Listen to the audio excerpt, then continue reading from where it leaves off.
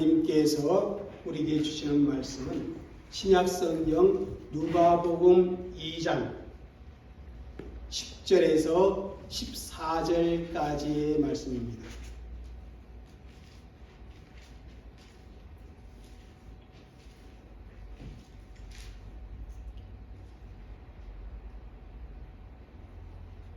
같이 읽겠습니다.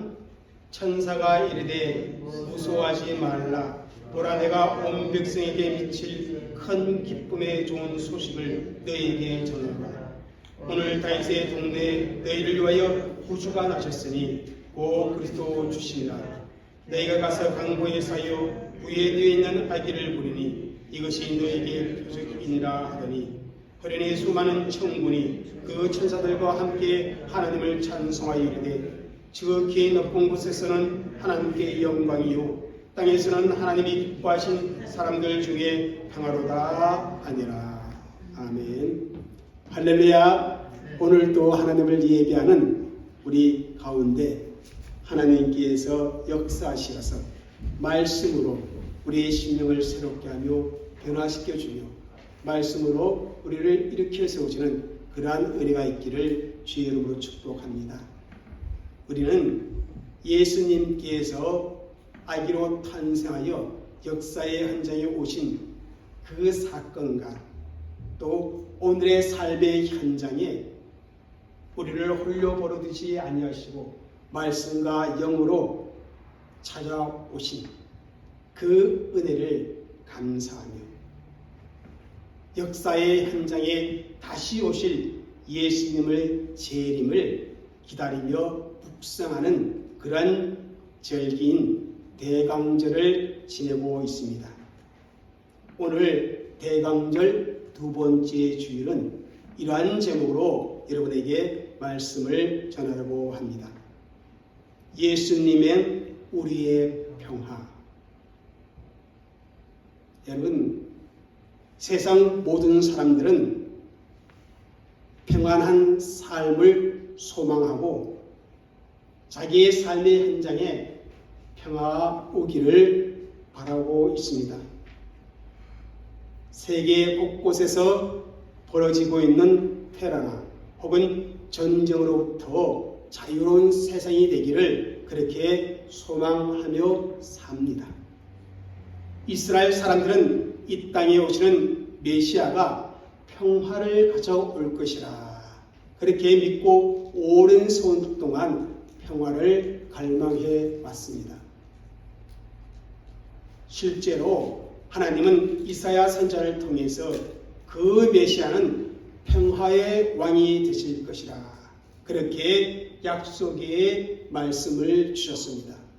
여러분, 이사야 9장 6절을 함께 읽도록 하겠습니다. 이는 한 아기가 우리에게 낳고 한 아들을 우리에게 주신 바 되었는데 그 어깨에는 정사를 메었고 그의 이름은 겸허자라 모사라 전능하신 하나님이라 용존하시는 아버지라 평강의 왕이라 할 것입니다. 이 말씀은 예수님 탄생하기 전 700년 전에 선포되어졌던 말씀입니다. 이사야 선지자는 다윗 왕조에 아주 특별한 아기가 태어나게 될 것이다 그렇게 예언하면서 그 아기는 평강의 왕, 다른 말로 표현하면 평화의 왕이란 그런 이름이 붙여질 것이라 그렇게 말씀을 했습니다. 그리고 그 메시아는 이 세상에 진정한 평화를 가져오는 그러한 왕이 될 것이라고 약속을 합니다. 그 약속의 성취로 오신 분이 바로 우리 구주가 되시는 예수님이십니다. 예수님이 탄생하시던 날, 바로 그날 밤에 베들레헴 근방에 밤을 새워가며 양을 치는 목자들이 있었습니다. 천사가 그들에게 나타나서 메시아의 탄생을 알려줍니다. 그리고 난 후에 천군과 천사가 이렇게 찬송을 합니다. 한번 읽겠습니다. 누가복음 2장 14절입니다. 지극히 높은 곳에서는 하나님께 영광이요 땅에서는 하나님이 기뻐하신 사람들 중에 평화로라. 여러분, 이 찬송은 우리가 너무나 잘 알고 있는 성탄의 메시지입니다. 사람들은 평화가 오기를 기다려왔습니다. 전쟁과 싸움이 없는 세상, 죽음의 공포와 두려운 마음에서 해방되는 그러한 세상에서 살 수만 있다면 얼마나 좋겠습니까? 그런데 마침내 이 세상에 참 평화를 가져오실 메시아가 탄생하셨다는 소식이 선포되었던 것입니다. 여러분, 그분이 누구입니까? 강보에 쌓여 구유에 누워 있는 아기 예수님이십니다. 그리고 그 예수님이 오신 후에 2000년이 넘는 그러한 긴 시간이 흘렀습니다. 그런데 여러분, 왜 우리는 아직도 평화로운 세상에서 살지 못하는 것이겠습니까? 왜 우리의 삶에는 여전히 평안이 저 멀리 있어 보입니까? 왜 너와 나 사이에 여전히 갈등이 존재하고 있습니까? 민족과 민족이, 나라와 나라가 대적하여 일어나는 이 전쟁은 왜 계속 일어나고 있는 것입니까? 평화의 왕으로 오신 그 예수님의 능력이 부족해서 일어나는 것이겠습니까? 아닙니다. 그것은 끊임없는 인간의 욕심, 그리고 죄가 만들어내는 결과라는 사실입니다. 세상의 돈과 권력으로 거짓된 평화를 만들려고 하기 때문에 전쟁이 일어나게 되는 것입니다. 더 가지고 싶은 이기적인 욕망이 있기 때문에 나와 나 자신의 참된 평안을 누리지를 못합니다. 여러분, 예수님 당시 로마가 세계를 다스렸습니다. 그들은 로마의 평화를 앞세우며 세계를 정복했습니다. 그러나 그 평화는 얼마 가지 않아서 또 다른 전쟁으로 끝나라고 말았음을 역사는 우리에게 보여주고 있습니다. 여러분, 그와 같은 전쟁, 갈등, 이것은 인간의 욕심과 죄가 그치지 않는 한 계속해서 일어나게 되어 있습니다. 지금도 우리는 세계 곳곳에서 그러한 전쟁과 갈등이 일어나는 것을 뉴스로 듣고 있습니다. 그러나 그러한 와중에도 예수님께서 주시는 그 평화를 진정으로 받아들이는 그 사람들을 통해서 하나님은 이 땅에 하나님 나라를 계속 확장하고 있습니다. 그리고 마침내 천국 복음이 온 족속에게 증거되는 날, 그 끝이 올 것입니다. 그날 우리 예수님께서 재림하심으로 예수님이 왕이 되어 다스리는 완전하고 온전한 평화의 세상, 하나님 나라가 완성되는 것입니다. 그런데 여러분, 오늘 이 순간 우리가 예수님이 주시는 그 평화를 받아들이려면 인간의 욕심과 죄의 문제가 해결되어야 합니다. 우리가 그냥 교회를 다닌다고 해서 예수님이 우리의 삶에 평화의 왕이 되시는 것은 결코 아닙니다. 우리의 욕심을 내려놓고 주님 앞에 온전히 무릎을 꿇고 진정한 회개가 이루어질 때 우리 주님이 주시는 그 평화가, 그 평안이 내게 임하게 되는 것입니다. 여기에서 우리 첫 번째 깊이 생각해 봐야 할 것이 있습니다. 그것은 바로 이사야 선지자가 예언한 평화의 왕이라는 그 말씀의 의미요. 여러분, 이사야 선지자는요, 장차 오실 메시아의 이름을 평화의 천사, 평화의 사도 그렇게 하지 않았습니다. 무엇이라 했습니까? 평화의 왕이라 그렇게 표현을 했습니다. 여러분, 왕은 어떤 분이십니까? 다스리시는 분이십니다. 여러분, 내가 예수님을 왕으로 인정한다면 예수님의 다스림을 내가 반드시 받아들여야 합니다. 평화의 왕이신 그 예수 그리스도의 다스림을 분명히 인정하고 겸손하게 받아들이는 사람들만이 주님께서 주시려고 하는 진정한 평화를 체험할 수 있다는 사실을 우리는 기억해야만 합니다. 그런데 세상은 원래 그렇습니다.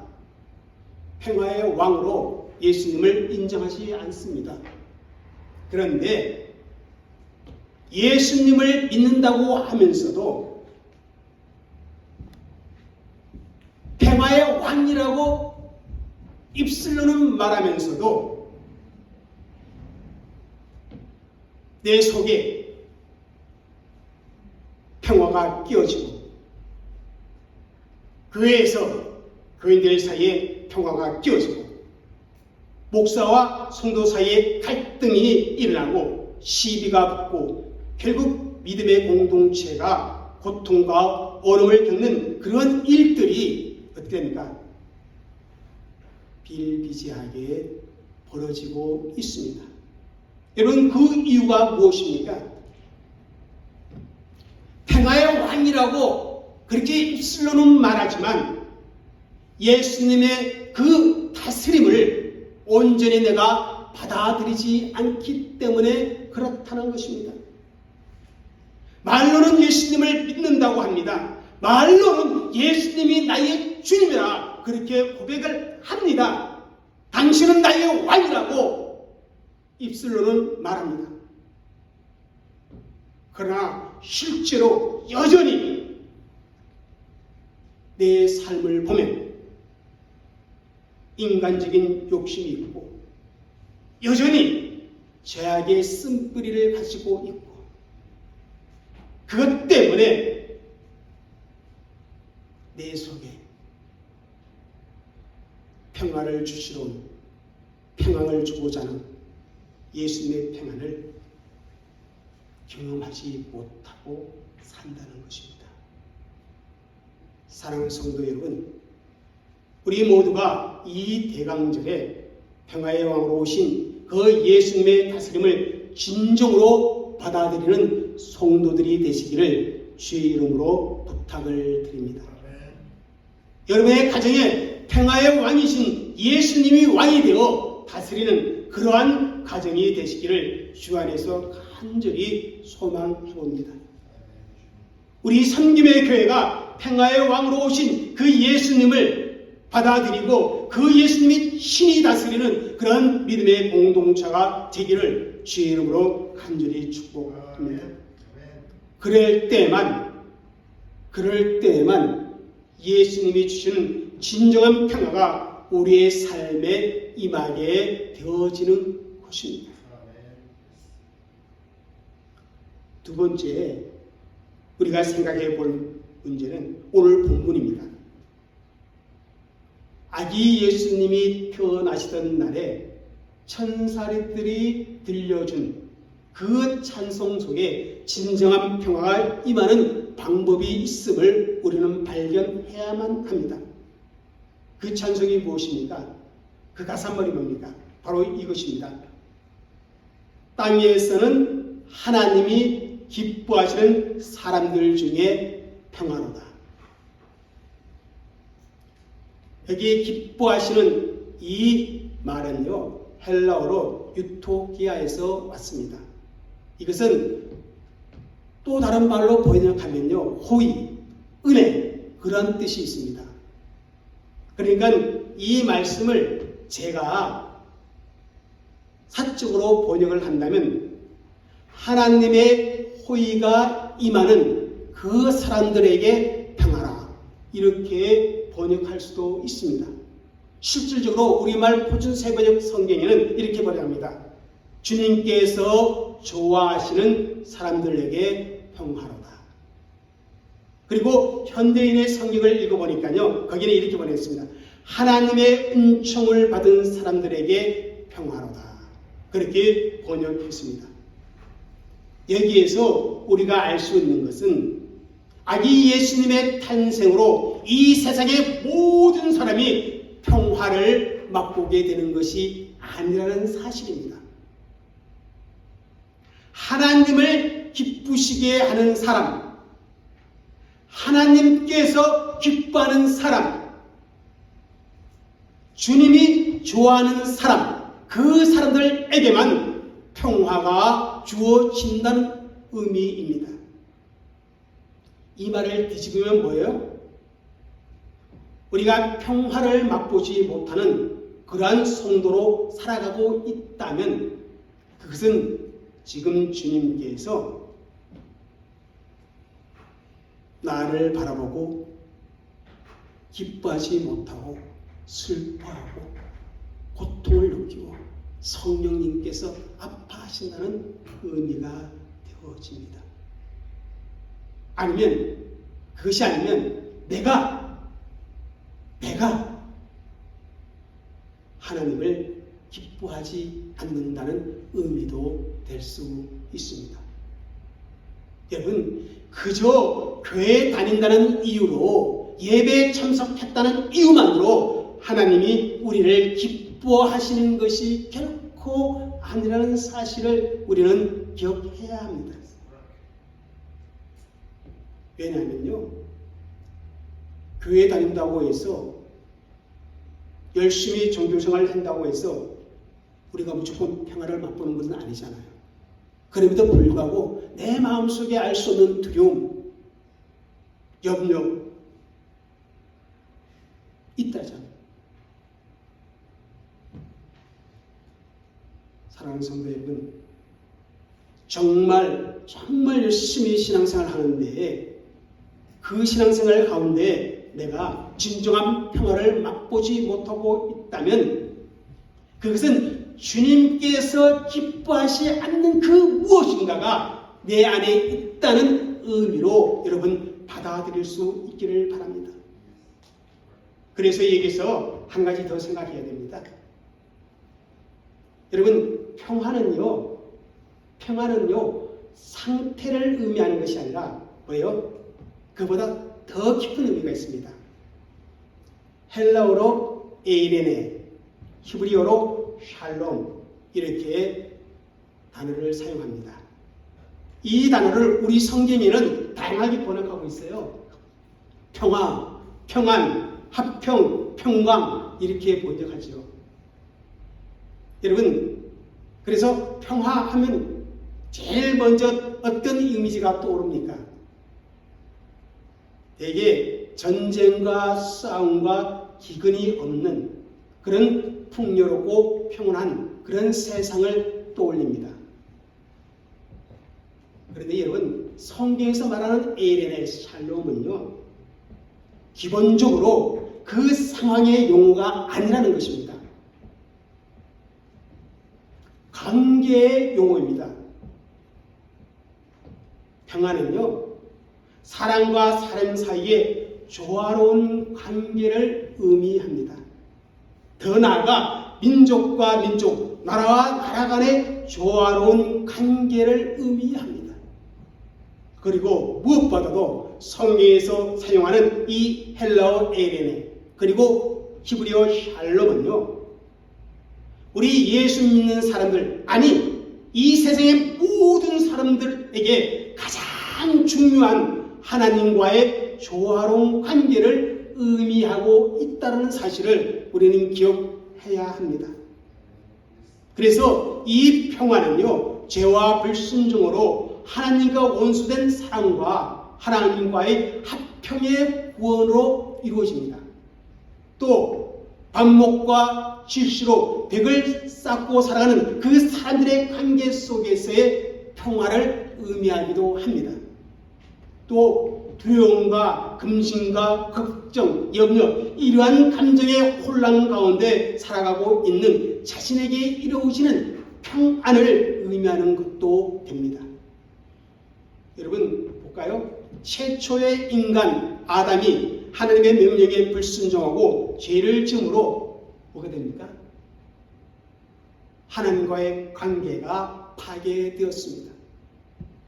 두려워 숨을 수밖에 없는 그런 상황이 되었습니다. 하나님과의 관계가 파괴되고 나니까 다른 사람과의 관계도 파괴되어지고, 사람과의 관계도 파괴되어지니까 하나님 한 창조 세계와도 관계가 어그러지게 되었습니다.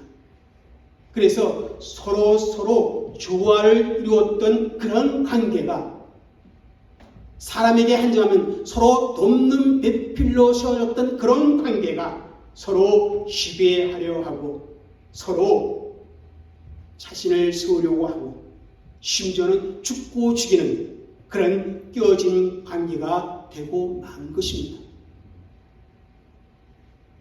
그러므로 평화의 왕이 그 예수님께서 이 세상에 오셔서 이 관계를 회복시킴으로 말미암아 샬롬, 평화를 우리에게 주시는 것입니다. 여러분, 이런 말이 있습니다. 하나님과의 평화가 없이 하나님의 평화를 가진다는 것은 뭐하다? 불가능하다.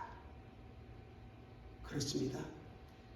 여러분이 아무리 다른 사람들과 평화롭게 지내려고 해도 그렇게 잘 되지 않는 이유가 어디에 있는 줄 아십니까? 그것은 하나님과의 평화가 없이 하려고 하기 때문에 그렇습니다. 여러분, 첫 단추를 잘 끼워야 어때요? 그 다음 단추도 제대로 끼울 수가 있는 것입니다. 우리가 아무리 열심히 노력해도 하나님과의 관계 회복이 없이는 다른 사람과의 관계 회복이 이루어질 수가 없다는 것입니다. 그런데 하나님과의 관계가 회복되려면 먼저 우리에게 있는 죄의 문제가 해결되어야 합니다. 그런데 우리의 힘과 우리의 노력으로는 죄의 문제가 해결되지 않는다는 사실이 또 큰 문제입니다. 그래서 로마서 3장 23절에 이렇게 말씀을 주고 있습니다. 읽겠습니다. 모든 사람이 죄를 범하였으니 하나님의 영광에 이르지 못하더니. 우리가 아무리 간절히 원한다고 하더라도, 그래서 수백 번을 결심하고 노력을 한다고 하더라도 우리 편에서 죄의 문제를 해결하고 하나님과의 관계를 회복할 수 없다는 것입니다. 하나님께서 원하시는 그 영광스러운 삶을 결코 살아낼 수 없다는 것이 로마서 3장 23절의 말씀의 의미입니다. 우리에게 할 수 있는 방법 없습니다. 그렇다면 절망하고 포기하며 살아야 합니까? 내 인생에 평안을 경험하지 못하고 내 삶 가운데 평화의 그 아름다운 관계를 누리지 못하고 살아야 합니까? 로마서 3장 24절에 하나님께서 회복의 방법을 말씀해 주고 있습니다. 한번 읽겠습니다. 시작.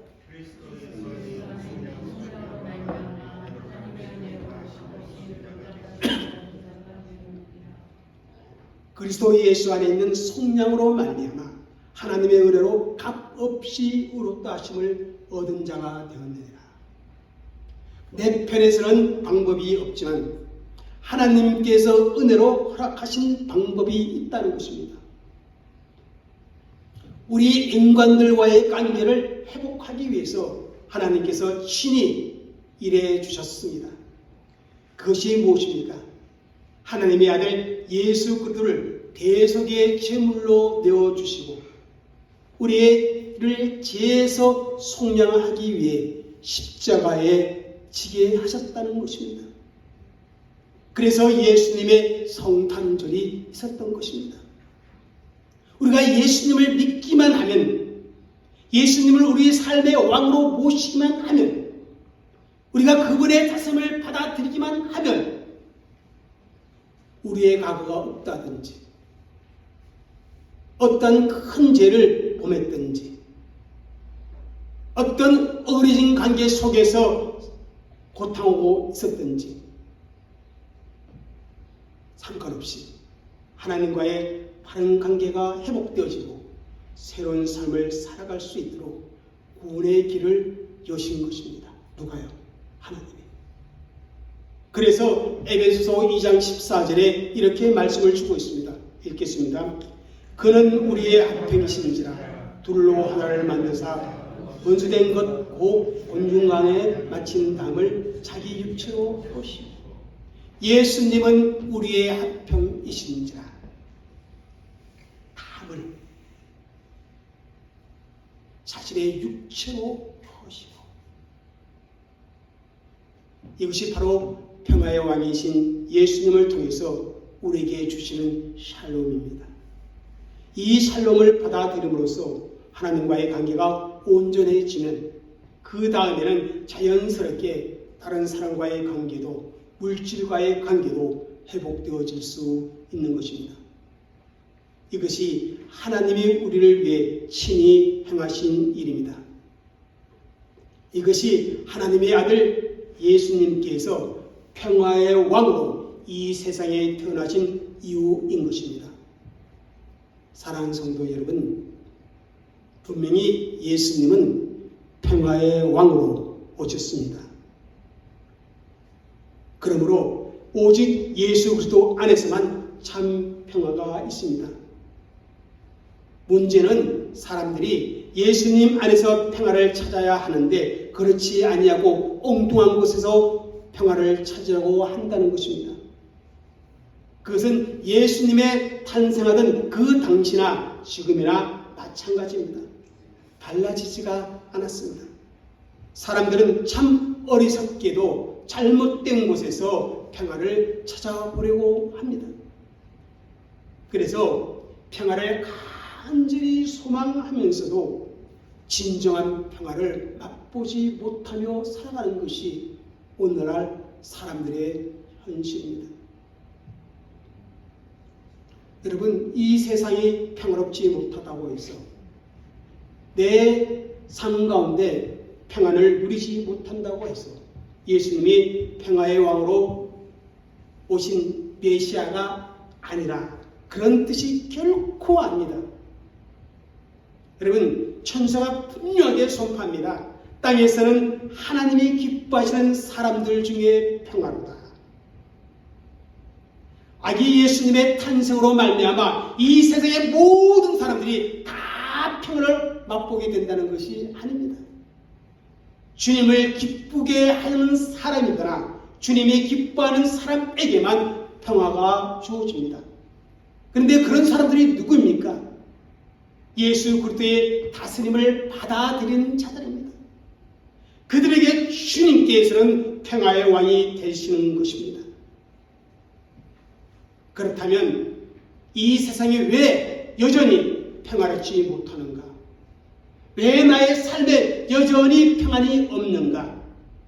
그것은 내가 평화의 왕이 되시는, 내게 진정한 평안을 주시는 그 예수님의 다스림을 내가 받아들이지 않고 있기 때문이고, 이 세상이 그것을 받아들이지 않기 때문에 그렇다는 것입니다. 저와 여러분은 예수님을 왕으로 받아들인 믿음의 사람임을 믿습니다. 그래서 새 사람으로 거듭난 새로운 피조물임을 믿습니다. 이미 우리에게는 평화의 왕이신 예수님께서 함께 하십니다. 그리고 그 주님 안에서 그 평화를 맛보고 사는 그런 은혜가 있는 줄 믿습니다. 그런데 여러분, 이 평화, 날마다의 삶 가운데 우리가 누려야 합니다. 날마다 우리는 예수님을 나의 왕으로 다스림을 받아야 합니다. 그리고 이 세상에서 오늘 평화롭지 못한 세상 가운데서 피스메이커, 평화를 만들어가는 사람이 되어야 한다는 것입니다. 그래서 예수님이요, 마태복음 5장 9절에 말씀합니다. 읽겠습니다. 합평하게 하는 자는 복이 있나니 그들이 하나님의 아들이라 일컬음을 받을 것이요. 하나님께서는 우리를 합평을 만드는 자로 불러주셨습니다. 이 세상에서 그렇게 살아가는 사람이 바로 하나님의 자녀요, 장차 주님의 재림과 더불어 완성된 그 하나님 나라의 주인공이 되어지는 것입니다. 사랑하는 성도 여러분, 예수님은 우리의 평화이십니다. 믿으십니까? 죄의 문제가 해결되지 않고서는 평화를 결코 누릴 수 없습니다. 예수님의 그 십자가의 사랑으로 우리의 죄가 용서받았다는 그러한 믿음을 가지기 전까지는 우리의 삶에 평화가 있을 수 없습니다. 내가 내 인생의 주인이 되려고 온갖 수단과 방법을 동원하여 사는 동안에는 정말 내 인생에 참된 평화가 있을 수 없습니다. 그러나 아기 예수님을 통해서 하나님과 화해하고 예수님을 나의 삶의 참 구주요 왕으로 모셔드리고 그분의 다스림을 받고 하나님이 기뻐하는 그 삶을 살아갈 때에 어떠한 시험이 와도 어떠한 고난이 와도 어떠한 고통 가운데 처해도 흔들리지 않는 주님이 주신 참된 평안을 누리며 살아가는 하나님의 사람들이 되어질 것입니다. 이 대강절에 엉뚱한 곳에서 평안을 찾지 말고 주님 안에서 참된 평안을 찾고 그 평안을 누리는 그러한 성도들이 되시기를 주의 이름으로 축복합니다. 기도하겠습니다.